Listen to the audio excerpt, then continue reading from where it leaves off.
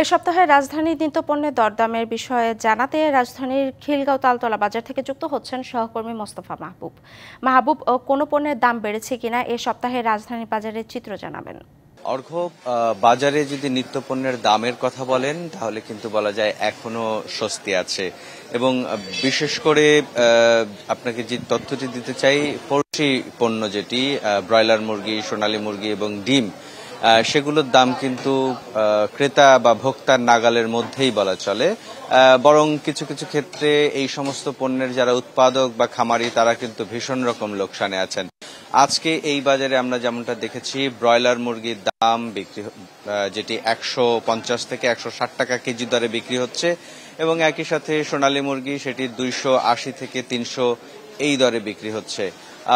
এছাড়া যদি ডিমের কথা বলি, ডিম কিন্তু মাত্র 40 টাকা হালি দরে খুচরা বাজারে বিক্রি হচ্ছে। এই সমস্ত পণ্য আসলে খামারের থেকে এই পর্যায়ে আসতে কিন্তু বেশ খানিকটা মূল্য সংযোজন হয়। সেই বিচারে কিন্তু এই সমস্ত পণ্য উৎপাদক লেভেলে বা খামার পর্যায়ে কিন্তু উৎপাদন যে মূল্য, সেই মূল্যের চেয়ে কম দামে বিক্রি হচ্ছে। কালার এক্সপার্ট, জর্জ স্যাপ এবং মাইল্ড অন হ্যান্ডস টেকনোলজি সমৃদ্ধ অরিক্স ক্রিস্টাল ওয়াশ আপনার।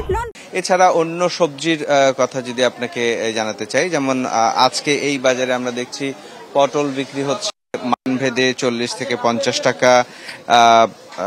একই সঙ্গে দেশি পেঁয়াজ সেটি কিন্তু 60 টাকা কেজি দরে বিক্রি হচ্ছে। দীর্ঘদিন থেকেই আমরা দেখছি দেশি পেঁয়াজ 50 থেকে 60 এই দামের মধ্যে ছিল।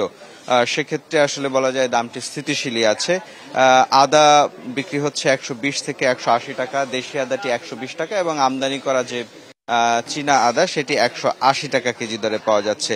এবং রসুনের ক্ষেত্রেও ঠিক একই রকম 120 টাকা দরে বিক্রি হচ্ছে দেশি রসুন, এবং আমদানি করা চীনার যে রসুন সেটি 180 টাকা কেজি দরে বিক্রি হচ্ছে।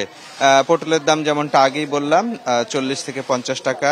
এছাড়া বেগুন মানভেদে 80 থেকে 100 টাকা, করলা মানভেদে 70 থেকে 80 টাকা এই দরেই কিন্তু বিক্রি হচ্ছে। কিছুক্ষণ আগে বিক্রেতাদের সাথে কথা বলছিলাম, তারা যেমনটা বললেন যে গেল সপ্তাহে এই সবজির দাম আরো খানিকটা কম ছিল, কিন্তু এখন হয়তো কিছুটা বেড়েছে, কারণ চাহিদাও বেড়েছে। কিন্তু শুক্রবারের সকাল হিসেবে এখনো বাজারে কিন্তু সেরকম ভোক্তা বা ক্রেতার সমাগম আমরা দেখিনি। বিক্রেতারা যেমনটা বলছেন যে আপনি জানেন এই মাসের শুরুতেই আসলে কোরবানির ঈদ গেছে, সেই ঈদের কারণেই কিন্তু ঈদের যে আমেজ সেটি এখনো বাজারে আছেই বলা চলে। আমরা দেখলাম গরুর মাংসের যে দোকান বা মাংসের যে দোকানগুলো সেগুলো কিন্তু সব এখনো খোলেনি, দু একটি দোকান খুলেছে, দামও সেখানে আগের মতোই।